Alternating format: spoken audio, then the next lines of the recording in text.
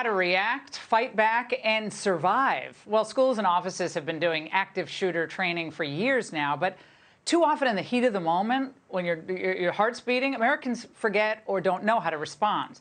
Joining us now to give us a mini refresher course is Michael Julian, creator of the Alive Active Shooter Survival Program, one he teaches around the globe.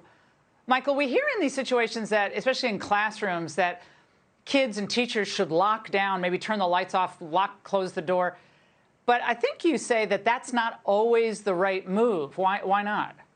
Correct. Well, unfortunately, Laura, if we try and tell people to do these cookie-cutter solutions, it's not one size fits all. We learned that during Columbine because we've always programmed our kids that if anything happens, dive under the table, dive under your desk. Well, instead of running out of the library like so many kids did, several of them dove under the table and ultimately were executed because they were still there when the two assailants entered. So we have to use our common sense, react rationally rather than emotionally, and process the information to do what is best for our survival.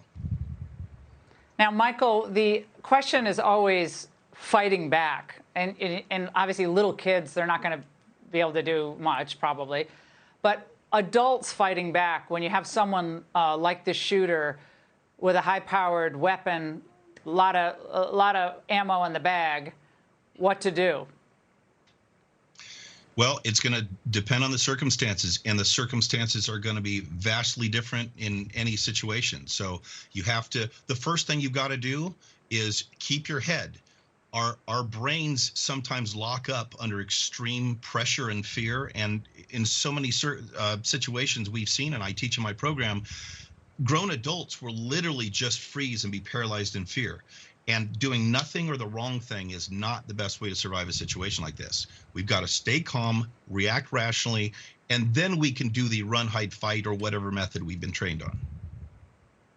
There's some reports that it might have been as long as either a half hour or up to an hour that shooter was in that school. I know you don't know all the circumstances. A lot of questions remain. But for a novice like me who I don't know anything about this, but that seems like a long time. It's a very long time, and statistically, probably 98% of the time, these situations are over in 10 minutes or less. In fact, the highest body counts, Virginia Tech and Las Vegas, 10 minutes exactly. About 69% of these incidences are over in less than 5 minutes. This was a very, very long time, about 40 minutes for this one. Michael, keeping our head in times of crisis, it is a hard thing to do. You teach it for a living. Thank you for doing that, and I hope people were watching tonight.